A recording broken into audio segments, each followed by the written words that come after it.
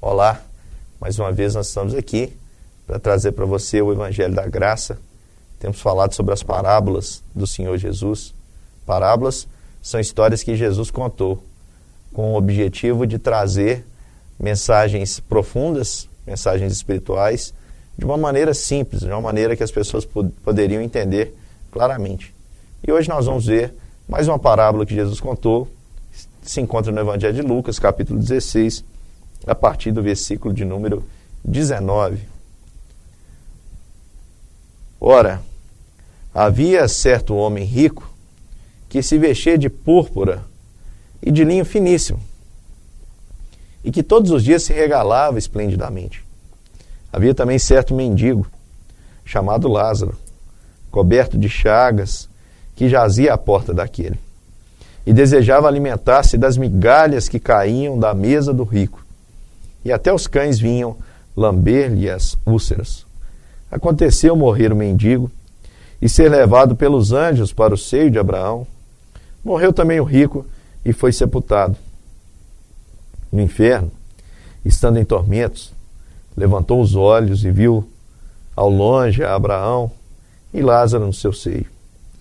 Então, clamando, disse: Pai Abraão, tem misericórdia de mim, e manda Lázaro que molhe na água a ponta do dedo e me refresque a língua, porque eu estou atormentado nessa chama. Disse, porém, Abraão: Filho, lembra-te de que recebeste os teus bens em tua vida, e Lázaro igualmente os males. Agora, porém, aqui ele está consolado, tu em tormentos.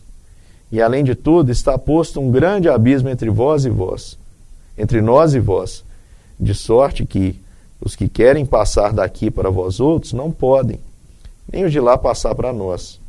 Então replicou o pai: Eu te imploro que mandes a minha casa paterna, porque tenho 5 irmãos, para que lhes dê testemunho a fim de não virem também para esse lugar de tormento.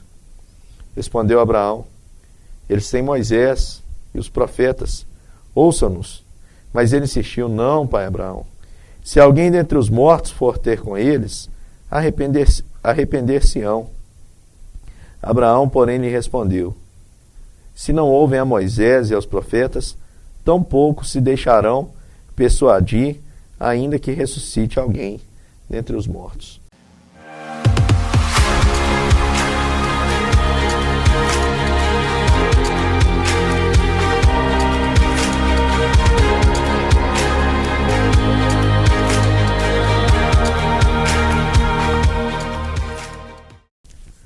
Essa é uma parábola extremamente conhecida, uma parábola que causa, inclusive, algumas perguntas quanto à vida futura, quanto ao destino do homem.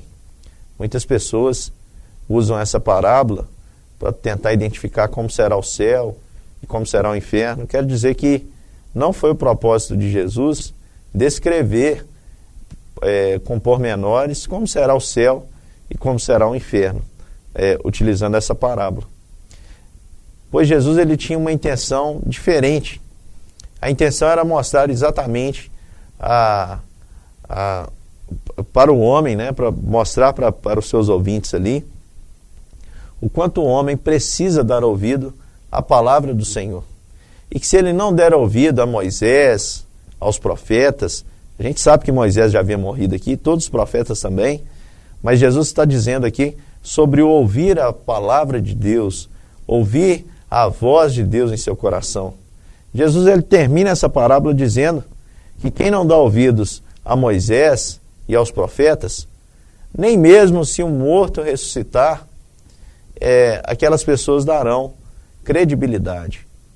E Jesus faz um paralelo aqui entre a vida do rico e a vida do pobre Lázaro, narrando que o rico, é só isso que a Bíblia diz, que o rico se vestia de púrpura e de linho finíssimo e que todos os dias se regalava esplendidamente. Aqui é interessante que o rico não tem nome.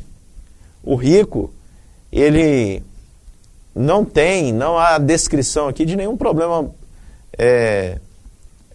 moral. Não fala que o rico era assim, era assado, só dizem que ele era muito rico que ele se vestia da melhor maneira e que se regalava esplendidamente em tudo que tinha. É isso que nós temos de informação quanto ao rico. No entanto, nós temos aqui um homem com um nome, era o Lázaro, o mendigo Lázaro. Coberto de chagas, jazia à porta daquele e desejava alimentar-se das migalhas que caíam da mesa do rico. Até os cães notavam Lázaro, vinham lamber-lhe as feridas, mas aquele homem totalmente, aquele homem, o rico, o ignorou sempre. Portanto, queridos irmãos, nós percebemos que não era porque o rico não conhecia Lázaro.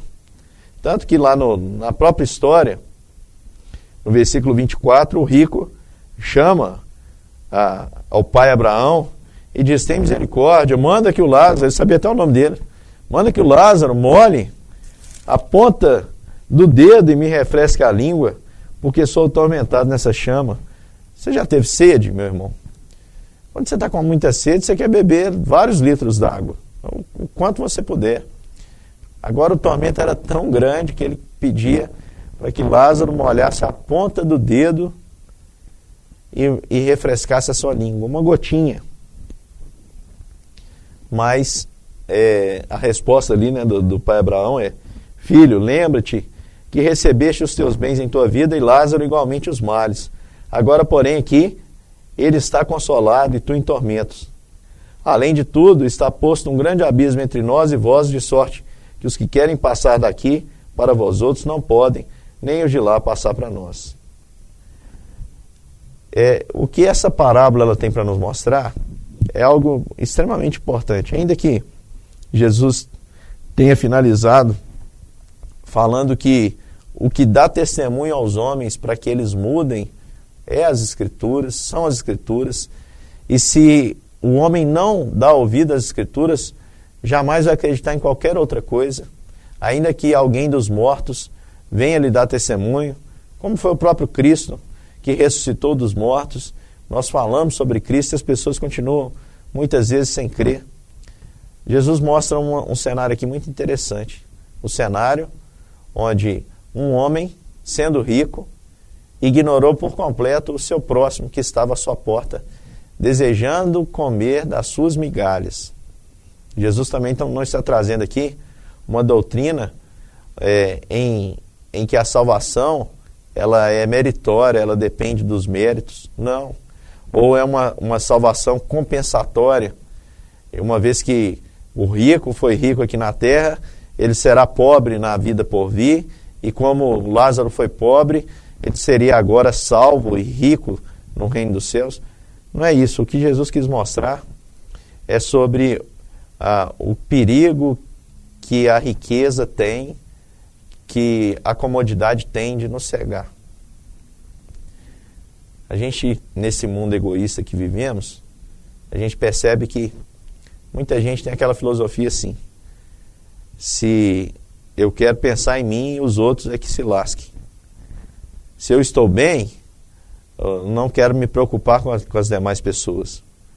Se eu tenho, né, e não dependo de ninguém, eu não quero saber do problema do outro.